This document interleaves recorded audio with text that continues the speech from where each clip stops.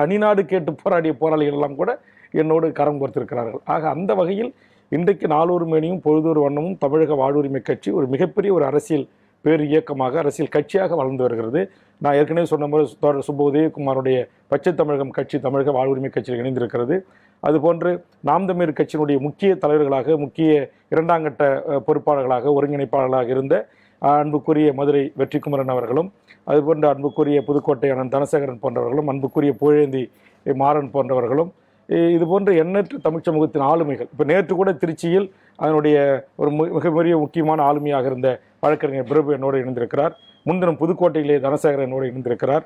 அதற்கு முதல் வாரம் கிருஷ்ணகிரியிலே பிரபாகரன் தம்பி இணைந்திருக்கிறார். அதற்கு முதல் நாள் சேலத்திலே தம்பி தங்கம் உள்ளிட்ட எண்ணற்ற ஆளுமைகள், வேலூர் தேவேந்திரன் போன்ற, சென்னையிலே இங்கே இருக்கிற தியாகராஜன் போன்ற, எட்மண்ட் போன்ற பல தமிழ் தேசிய போராளிகள். இன்றைக்கு தமிழக வாழ்வுரிமை கட்சி அதை நடத்துகிற வேல்முருகன் ஆகிய நான் மிக சரியாக பயணிக்கிறேன், மிக சரியாக மக்களோடு மக்களாக நான் நிற்கிறேன் என்பதை ஏற்றுக்கொண்ட புரிதல் உள்ள அரசியல் தெளிவு பெற்ற என்னோட கட்சியிலிருந்து நீங்கள் சொன்ன அந்த ஒருங்கிணைப்பாளர்கள்லாம் வந்து சேர்ந்திருக்காங்களா? அவங்க நினைச்சாங்கன்னா அவ்வளோ ஆஃபர் கொட்டி கிடக்குது. உங்களுக்கு தெரியும், இன்னைக்கு ஆண்டு கொண்டிருக்கிற திமுகவும் சரி, ஆண்டு அண்ணா திமுகவும் சரி, இன்னைக்கு தமிழ்நாட்டில் இருக்கிற பல்வேறு அரசியல் கட்சிகளை எப்படியாவது உடைத்து